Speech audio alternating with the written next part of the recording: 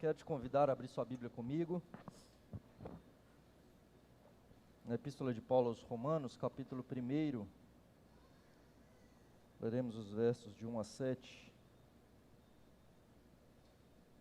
Romanos, capítulo 1, os versos de 1 a 7.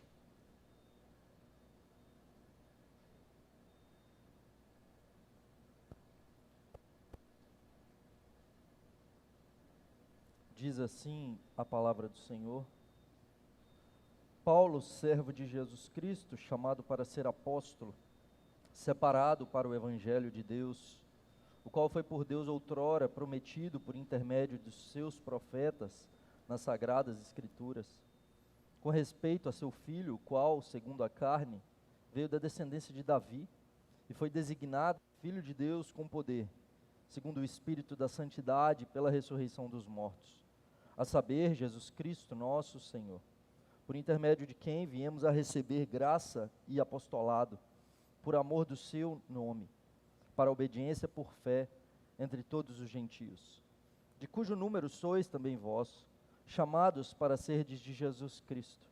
A todos os amados de Deus que estáis em Roma, chamados para serdes santos, graça a vós outros e paz da parte de Deus, nosso Pai, e do Senhor Jesus Cristo. Queridos, certo senhor fabricava pregos e estava extremamente desapontado por conta do seu filho mais jovem, que não se interessava pelo trabalho. Seus 2 filhos mais velhos já estavam trabalhando, já tinham adquirido estabilidade no trabalho, e seu filho estava estudando no período da noite, porém durante o dia ele não trabalhava e não queria se envolver nos negócios da família. E o pai então pergunta para o filho: filho, como na escola, na faculdade, como eles te chamam? E ele diz: pai, eles me chamam de Felipe. Mas apenas Felipe? Nada que o identifique melhor? Ele: não, apenas Felipe. E precisa de mais alguma coisa? E aí o pai responde: bem, normalmente quando as pessoas são identificadas, eles acrescentam algo relacionado a quem elas são. Por exemplo, eu tinha um amigo, quando eu era garoto, que ele era chamado de Chico Peteca, porque ele fabricava e vendia petecas para ganhar algum tipo de dinheiro. E hoje eu sou conhecido como João dos Pregos. Isso me custou muito tempo, porque eu tenho fabricado pregos de qualidade superior. E você é Felipe, nada mais. Apenas Felipe, como centenas de outros. Nas últimas eleições, nós vimos alguns candidatos também que acrescentavam algo ao seu nome, no intuito de querer se identificar. Então, não é incomum vermos tanto querer acrescentar algum tipo de título religioso, ou acrescentar alguma profissão, ou alguma ligação com um grupo de pessoas, ou alguma parte da sociedade, no intuito de gerar essa identificação. Paulo, na Epístola aos Romanos, ele traz para nós a nossa identidade, quem nós somos. Ele nos ensina isso. Quando olhamos para o brasileiro, o que define um brasileiro? Quando às vezes a gente vai para um outro país e as pessoas perguntam, né, de onde você é? E você diz assim: eu sou do Brasil. Então o pessoal já logo identifica, samba, né? Então o brasileiro ele tem que saber sambar, né? Nós que não sabemos, né? Você não é brasileiro, né? O brasileiro, futebol, tem que saber jogar bem futebol, né? Se não joga bem, então perde um pouco dessa identidade. O que é ser um cristão? Como identificar um cristão? Alguns anos atrás era mais simples identificar crentes no Brasil, né? Às vezes chamados de bíblias. O simples fato de ter uma Bíblia preta debaixo do braço, indo para a igreja. Hoje em dia, muitas vezes os cristãos são vinculados a coisas que não são muito cristãs. O que nos faz sermos cristãos? Como podemos identificar alguém que de fato é cristão? Paulo traz isso aqui para nós, na Epístola aos Romanos, nesse capítulo 1. Sobre essa epístola, William Tyndale, ele iniciou a tradução da Bíblia para o inglês, no século XV, e no prefácio da Epístola aos Romanos, ele escreve o seguinte: visto que essa epístola é a parte principal e mais excelente do Novo Testamento, e o mais puro Evangelho, e também uma luz e um caminho para toda a Escritura, acho que é adequado que todo homem cristão não apenas o conheça mecanicamente e sem o livro, mas também nele se exercite cada vez mais continuamente, como com o pão de cada dia da alma. Na verdade, nenhum homem pode ler ou estudar muito bem, pois quanto mais é estudado, mais fácil é, e quanto mais é mastigado, mais prazeroso é, e quanto mais fundamentado e pesquisado, quanto mais fundamentado é pesquisado, as coisas mais preciosas são encontradas nele, de modo que um grande tesouro de coisas espirituais está escondido nele. E ele dizendo sobre a epístola de Paulo aos Romanos. Como Paulo estrutura essa carta então? Ele escreve para uma igreja que ele nunca tinha ido, ele não havia visitado a igreja em Roma ainda, ele não plantou essa igreja possivelmente surge depois da pregação de Pedro lá em Pentecostes, quando 3.000 se convertem, judeus de todas as partes subindo a Jerusalém. Posteriormente então alguns desses judeus convertidos voltam para as suas cidades onde eles moravam e ali então implantam igrejas e o evangelho já começa a se espalhar pelo mundo. E Paulo, escrevendo para essa igreja, ele escreve sobre o seu evangelho. E assim ele chama essa epístola, o meu evangelho. Capítulo 1, então ele vai tratar sobre que não há nenhum justo e de que a justiça de Deus é necessária. Então ele vai dizer que os gentios, os ímpios, aqueles que estão afastados de Deus, eles são condenados diante dele, porque a graça de Deus revelada na natureza, por meio da revelação geral, já os torna culpados, mas não apenas os ímpios, e não apenas aqueles que estão vivendo deliberadamente no pecado, mas inclusive os moralistas e os judeus, como ele vai dizer no capítulo 2, e depois no capítulo 3, não há nenhum justo, nenhum sequer. Até o verso 20, nós temos então a apresentação do homem como culpado diante de Deus por conta dos seus pecados. Do capítulo 3, verso 21 em diante, então ele apresenta o que é o evangelho. Mas agora se manifestou a justiça de Deus independente da lei, mas testemunhada pela lei e pelos profetas. Então ele apresenta o evangelho de Deus, a justiça de Deus manifesta, Jesus Cristo como nossa propiciação, como nossa redenção, como sacrifício pelos nossos pecados. Então ele mostra que o homem é justificado pela fé. Capítulo 4, Abraão, justificado não pelas suas obras, não por guardar a lei, mas pela fé. Ele creu e isso lhe foi imputado por justiça. Depois dos capítulos 6 a 8, ele vai dizer que essa justificação nos leva à obediência. Dos capítulos 9 a 11, ele vai dizer que a justificação é soberana, Deus é quem salva, independentemente do nosso mérito. E do capítulo 12 em diante, a segunda parte do evangelho de Paulo, vamos chamá-lo assim, nós temos a justificação nos levando à santificação, nos levando à prática da palavra. Essa primeira parte mais teológica, a segunda parte mais prática. Vejamos então como ele inicia essa preciosa carta.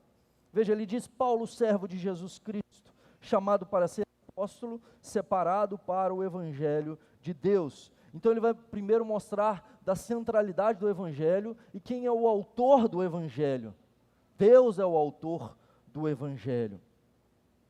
E ele se apresenta primeiro então como remetente, Paulo, servo de Jesus Cristo.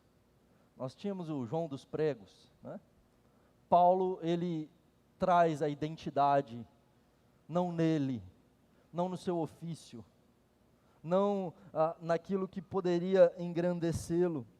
A nossa identidade como cristãos não está em nós mesmos, nós temos que olhar para fora, nós temos que olhar para o nosso Senhor, e é assim que ele se identifica. Ele é o apóstolo dos gentios, ele é o maior evangelista de todos os tempos, ele é um profundo conhecedor da lei, educado aos pés de Gamaliel, ele é fariseu, ele é cidadão romano, ele é fluente na cultura grega, mas ele se identifica como escravo de Jesus Cristo. Os sacerdotes, os governantes judeus, aqueles que antes eram mestres de Paulo, se identificam como mestres, como grandes, mas Paulo se identifica como escravo de Cristo.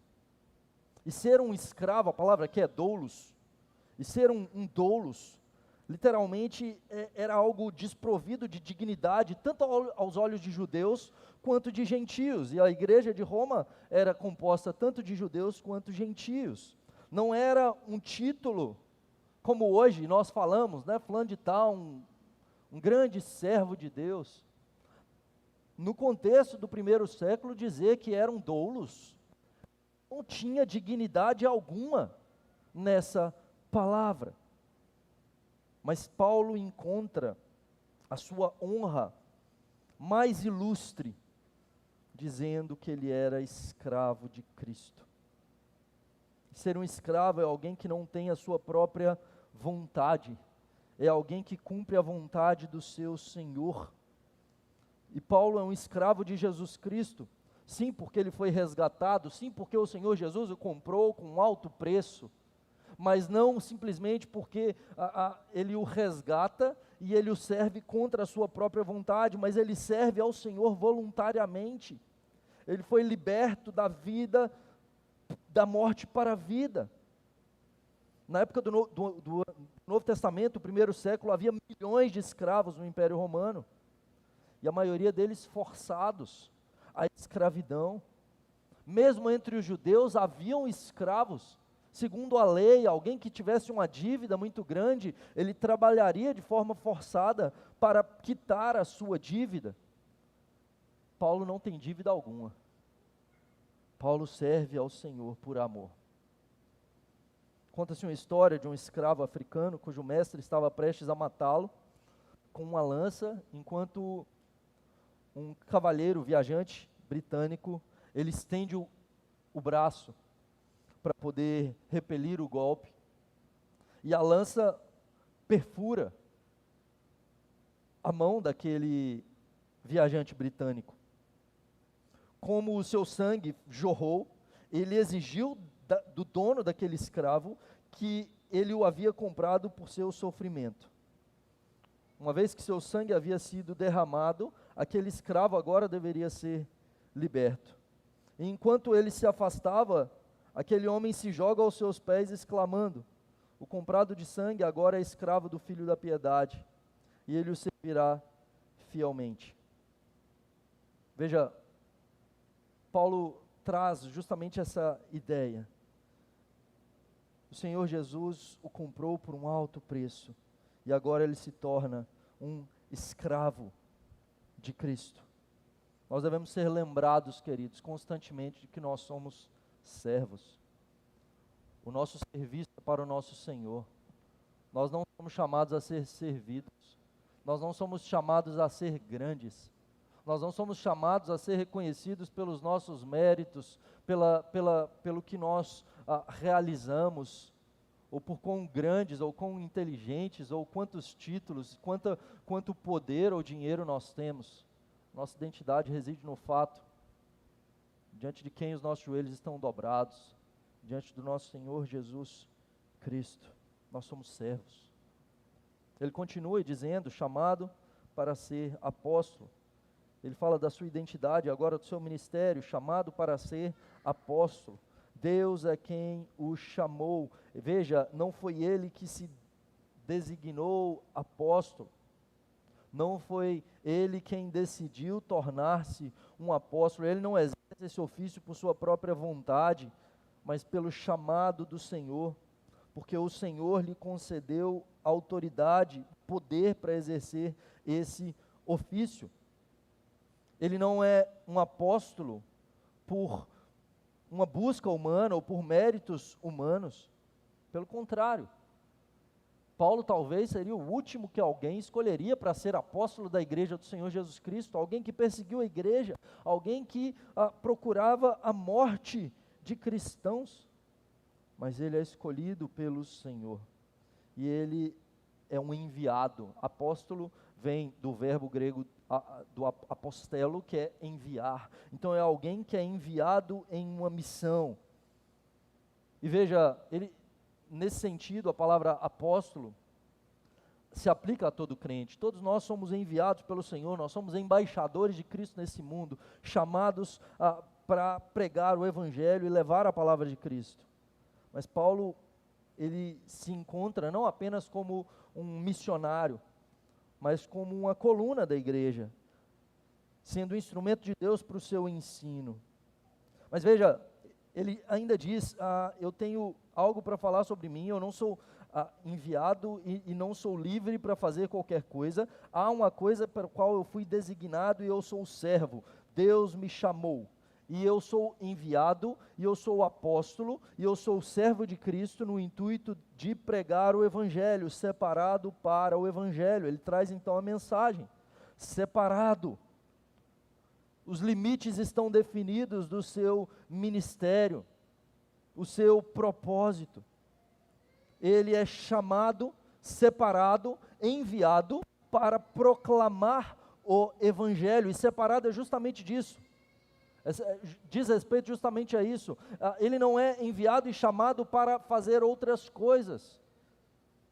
Ele não é chamado para dedicar-se a outras coisas, senão a proclamação do Evangelho, senão a levar o Evangelho de Cristo a outros. Evangelho, a boa notícia, a proclamar essa boa nova da salvação. Veja, a palavra evangelho no primeiro século também não era uma palavra evangélica, né? Não era uma palavra cristã, era uma palavra grega, usada para muitas coisas e extremamente usada naquele contexto, que significava boa notícia. Então você tem alguma boa notícia para mim hoje? Então alguém dizia, você tem um evangelho para mim hoje? E quando, por exemplo,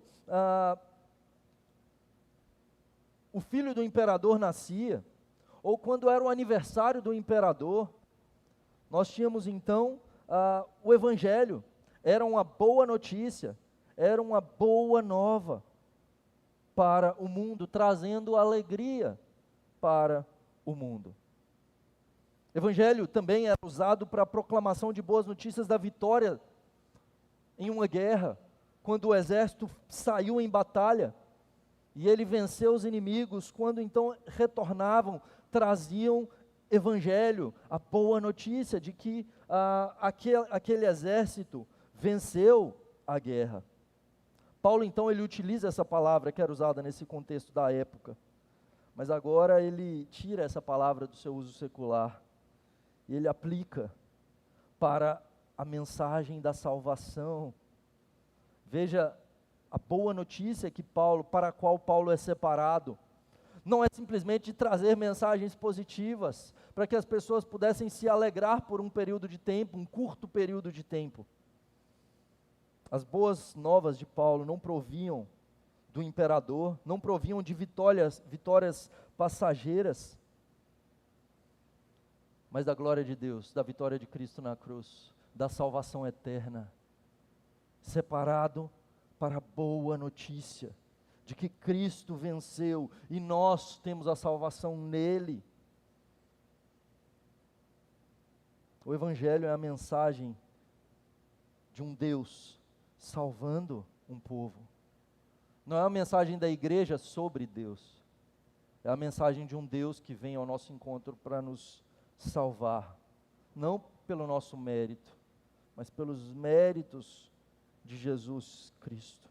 De modo que o Evangelho não está submisso a posições políticas, a posições sociais, a posições ideológicas. O Evangelho não está subordinado a nada dessas coisas. O Evangelho está acima de todas essas coisas.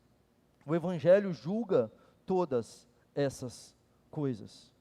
O reverendo Ronaldo Lidório, ele costuma afirmar que o Evangelho ele é supracultural. Ele está acima da cultura. Ele é quem julga todas as coisas. ele é multicultural, porque não há uma cultura do Evangelho, ele atinge todas as tribos, todas as nações. Ele é transcultural, ele é levado a outros, mas ao mesmo tempo ele é contracultural, porque ele é contra o pecado, ele confronta o pecado, ele não está subordinado ao pecado e tampouco à cultura. E nós somos chamados e separados para pregar o Evangelho, queridos. Deus é quem nos fortalece a pregar o Evangelho, é quem nos separa e quem nos envia a proclamação. Em abril de 1912, quando o Titanic afundou, a bordo dele estava um pastor batista chamado John Harper, e ele havia sido convidado para pregar na igreja de Moody, em Chicago, nos Estados Unidos, mas o Titanic jamais chegou ao seu destino. Ele bateu num iceberg, e naquele momento então, mulheres e crianças saem primeiramente, de modo que a sua irmã e a sua filhinha de 6 anos são salvas, e o pastor John Harper, apenas com um colete salva-vidas, ele fica para trás, ele naufraga juntamente com aquele navio, e ele encontra com um sobrevivente ali, e ele pergunta para ele: você é salvo? E ele disse: não, não sou. O pastor então entrega para ele o seu colete, e ele diz: crê no Senhor Jesus e você será salvo. Ele se agarra a um pedaço de madeira, e daí a pouco eles se afastam, e ele volta de novo: você é salvo? E ele diz: não, não sou. Ele diz: crê no Senhor Jesus, será salvo. John Harper então some. 4 anos mais tarde, numa reunião dos sobreviventes do naufrágio do Titanic, esse homem então testemunha como John Harper foi usado por Deus para salvar a sua vida e levá-lo a Cristo. E o seu testemunho foi escrito em um folheto intitulado O Último Convertido de John Harper. Um homem que, em face da morte, prega o Evangelho, leva uma boa notícia a outros. Paulo continua dizendo: prometido por intermédio de seus profetas nas Sagradas Escrituras, prometido de antemão. O Evangelho de Deus são boas novas, mas não são novas. Esse Evangelho foi prometido no Antigo Testamento. Ele é o descendente da mulher que pisaria na cabeça da serpente, de Gênesis 3,15. Ele é o descendente de Abraão, a semente de Abraão, na qual seriam benditas todas as famílias da terra. Todo o Antigo Testamento aponta para o nosso Senhor Jesus Cristo. Nós precisamos olhar para o Antigo Testamento, interpretar o Antigo Testamento, ler o Antigo Testamento, olhando para Cristo. São sombras daquele que viria. E a mensagem apostólica, a mensagem dos apóstolos justamente apontava para isso. Veja, a proclamação de Pedro em Atos capítulo 3, quando 3.000 se convertem ali, depois da descida do Espírito Santo no Pentecostes, dos versos 18 a 26, ele o tempo todo está apontando para o Antigo Testamento, dizendo: chegou aquele de quem o Antigo Testamento estava profetizando, e ele estava pregando para judeus. Ele diz: mas Deus assim cumpriu o que dantes anunciara por boca de todos os profetas, que o seu Cristo havia de padecer. E aqui ele está citando Isaías 53. Ele diz: se arrependam. Ele continua: Jesus, ao qual é necessário que o Senhor receba até os tempos da restauração de todas as coisas, de que Deus falou por boca dos seus santos profetas desde a antiguidade. Ele continua: disse Moisés: o Senhor Deus vos suscitará dentre vós um profeta semelhante a mim. Ele continua e diz: de todos os profetas, a começar com Samuel, porque Samuel é o primeiro livro do Neviim. A Bíblia hebraica, ela não tem a mesma ordem da nossa Bíblia. A Torá, os profetas e os escritos. Então, os profetas, Samuel inicia, ele está dizendo: e todos os profetas, e não apenas os profetas, ele já falou de Moisés, da Torá. A Torá aponta para o Senhor Jesus Cristo, os profetas apontam para o Senhor Jesus Cristo, os escritos apontam para o Senhor Jesus Cristo. É uma boa nova, mas não é nova. foi prometida, esperada, aguardada e se cumpriu. O Deus que promete é o Deus que cumpre, queridos. E muitas vezes a gente está duvidando, a gente está questionando, a gente está inseguro e ansioso em face de coisas pequenas. Nós devemos confiar no nosso Senhor, Deus provedor, o Deus que nos sustenta, o Deus que nos salvou e que vai nos guardar até o fim. Ele diz para nós que a mensagem do Evangelho é centrada no Senhor Jesus Cristo, com respeito a seu Filho, o qual, segundo a carne, veio da descendência de Davi e foi designado Filho de Deus com poder, segundo o Espírito da Santidade, pela ressurreição dos mortos, a saber, Jesus Cristo, nosso Senhor. Veja então, o Evangelho é teocêntrico, Deus é a fonte suprema da salvação, e o Evangelho é cristocêntrico. A salvação se dá única e exclusivamente por meio do Senhor Jesus Cristo, que cumpre o pacto no nosso lugar, que satisfaz a justiça de Deus na cruz do Calvário, derramando o seu sangue por nós. E Paulo fala o que Cristo fez e o que Cristo é. Ele diz, ele é o descendente de Davi. A promessa de Deus a Davi é justamente essa, de que um descendente dele haveria de se assentar no trono para todo o sempre. Isaías capítulo 9, verso 6, Isaías faz a profecia, porque um menino nos nasceu, um filho se nos deu, o governo estará sobre seus ombros, ele será chamado maravilhoso conselheiro, Deus forte, príncipe da paz, Pai da eternidade. E no verso 7 ele vai dizer, ele reinará para sempre no trono de Davi. Ele, o Messias que virá, é o descendente de Davi. E aqueles então que criam em Cristo no Novo Testamento, diziam, é chegado o rei, é chegado o ungido, é chegado o Messias. E por isso então eles o chamavam de filho de Davi. O cego Bartimeu o chama de filho de Davi. As multidões se perguntavam, será que Jesus é o filho de Davi? Mateus capítulo 12, verso 23. A mulher cananeia o chama de filho de Davi, tem misericórdia de mim. Ele continua dizendo, esse descendente de Davi que se assentaria no trono, e que se assentou no trono para todo sempre, foi designado Filho de Deus com poder, segundo o Espírito da Santidade, pela ressurreição dos mortos. Ele foi, de forma irrefutável, por meio da sua ressurreição, proclamado Filho de Deus. A ressurreição fornece a evidência mais conclusiva da filiação divina do nosso Senhor Jesus Cristo. Um homem não poderia vencer a morte. Um homem comum não poderia ressuscitar a si mesmo.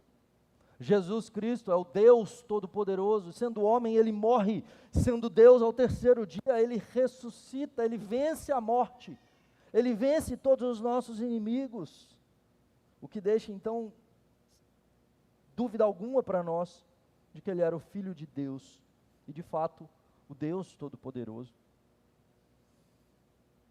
Depois da Revolução Francesa, houve um grande afastamento da religião cristã, muitas pessoas pensando que por conta do iluminismo, agora eles traziam luz e não precisariam mais da Bíblia, das Escrituras. E um certo homem, então, vendo uma oportunidade nisso, chamado La Reveliere, ele inventa uma nova religião, dizendo ser ela superior ao cristianismo. E então agora ele estava procurando convencer pessoas a seguir a sua religião. Então ele vai a um diplomata chamado Charles Talleyrand para obter conselhos. Ele diz, como eu posso fazer para poder aumentar o número de seguidores? E esse homem responde, para garantir o sucesso de sua nova religião, tudo que você precisa fazer é ser crucificado e ressuscitar dos mortos ao terceiro dia. Quando nós olhamos para a tumba de Maomé, lá estão os restos mortais de Maomé. De Buda, lá estão os restos mortais de Buda. Allan Kardec, lá estão os restos mortais de Allan Kardec. quando nós olhamos para o túmulo do nosso Redentor, o túmulo está vazio, o trono está cheio, Ele está sentado no trono, Ele é o descendente de Davi que reina para todo o sempre. E quem é Ele? Jesus Cristo, nosso Senhor. Ele é o Cristo, no grego, a tradução para o Messias, o ungido. Ou seja, primeiramente o seu nome, Jesus, que literalmente quer dizer Yahvé salva. Ele é um salvador divino, Ele vem para salvar o seu povo dos seus pecados. Ele é o Cristo, Ele é ungido do Senhor. Ele é aquele que é rei, sacerdote, profeta, que cumpre todas as coisas no nosso lugar e vem para nos salvar, nos redimir, nos resgatar, nos comprar com seu próprio sangue. E Ele é o nosso Senhor. A palavra grega Kyrios, que literalmente significa aquele que tem propriedade absoluta, aquele que tem todo o poder, remete ao poder e autoridade daqueles que são soberanos. Kyrios era usado para o imperador, mas esse termo grego traduz não apenas senhor num sentido de senhores humanos, mas ele traduz também o nome Yahvé no Antigo Testamento. Ele é o nosso Deus soberano, todo-poderoso. Ele é supremo em autoridade. Ele é o nosso governante. Ele é o nosso Senhor. E Paulo utiliza justamente a palavra nosso para dizer, Ele é quem reina sobre nós. Ele é quem governa a nossa vida. E será que isso é verdade, queridos? Cristo é o nosso Senhor. É Ele quem tem governado a nossa vida. É Ele quem tem dirigido os nossos passos. De fato, somos escravos de Cristo ou queremos colocar Cristo submisso a nós? Deus submisso à nossa vontade. Nós, como centro da nossa religião, criando uma religião idólatra, centrada no nosso próprio ventre. Paulo está dizendo, não. Ele reina. Tudo se trata dEle. Tudo está centrado nele. Ele nos salvou. Ele é o nosso Senhor. Por fim, Paulo mostra para nós que o Evangelho, que é proclamado pelo nosso próprio Deus, que vem do nosso próprio Deus, que está centrado no Senhor Jesus Cristo, ele deve ser crido e obedecido. Verso 5 ele diz, por intermédio de quem viemos a receber graça e apostolado por amor do seu nome, para a obediência por fé entre todos os gentios, de cujo número sois também vós, chamados para ser de Jesus Cristo. A todos os amados de Deus que estáis em Roma, chamados para ser de santos, graça a vós outros e paz da parte de Deus nosso Pai e do nosso Senhor Jesus Cristo. Veja o que ele vai dizer. Ele vai dizer dos efeitos da salvação, dos efeitos do Evangelho na nossa vida. Graça, Jesus então nos salva pela sua graça. Apostolado, Ele nos salva para uma missão, para enviar, proclamar o Evangelho, para a obediência por fé. Ou seja, nós somos salvos para a obediência por fé, o meio de salvação entre todos os gentios, a extensão da nossa missão. Então Paulo faz um paralelo aqui no verso 5. Graça e apostolado. A graça vem antes do ministério. É Ele quem nos habilita, é Ele quem nos dá autoridade, é Ele quem nos envia, é Ele quem nos salva, para que nós possamos levar essa mensagem a outros. E essa graça leva à obediência por fé. E veja que obediência por fé, colocada aqui, Paulo utiliza uma preposição aqui, por. Obediência por fé. E essa posição, ela indica normalmente uma questão de movimento, de uma direção para a outra. Que começa em um local e termina em outro. Então, basicamente, o que ele está nos ensinando é isso, essa obediência que tem a sua finalidade na fé. A fé conduz à obediência. A obediência fiel. Literalmente é isso que Paulo está dizendo. Ele não está colocando como coisas distintas, como coisas separadas. Mas o que Paulo está ensinando aqui é justamente que Deus nos salva para uma obediência fiel. uma fé operosa, uma fé que produz obediência no nosso coração. Dietrich Bonhoeffer, ele, no seu livro O Custo do Discipulado, falando sobre isso, ele diz o seguinte: somente aqueles que acreditam obedecem, e apenas aqueles que obedecem acreditam. A alma do crente sabe que quando acreditamos, obedecemos, e quando obedecemos, acreditamos. Se acreditamos, mas não obedecemos, o crente ficará exposto ao perigo da graça barata. Se obedecermos, mas não acreditarmos, estaremos expostos ao perigo da salvação pelas obras. A graça barata serve como um tipo de vacina.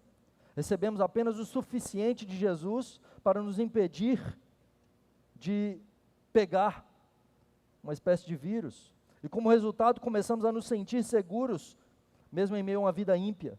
Nós nos tornamos cientes de nossa desobediência e a graça barata nos fornece uma sensação enganosa de força. A graça cara é a graça do discipulado cristão. É caro porque nos chama a seguir.